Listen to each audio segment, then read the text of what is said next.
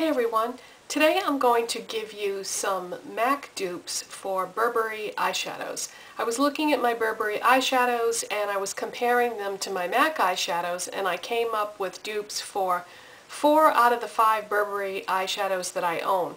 And I think I probably could have found a dupe for the 5th one, except for I don't own every single MAC eyeshadow that exists, so I just didn't happen to have one, but it probably does exist. And if I ever get that or get more Burberry eyeshadows, then I'll do another video and I'll include that in that video at that time.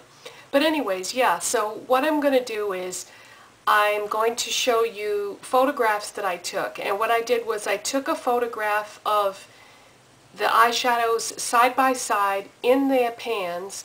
Then I took another photograph of a swatch of the eyeshadows on a white piece of paper. Now the reason why I did it that way instead of on my skin is because some of these colors are so close to skin tone that when I tried to do it that way, you couldn't even see them on my arm because they were exactly the same color as my skin.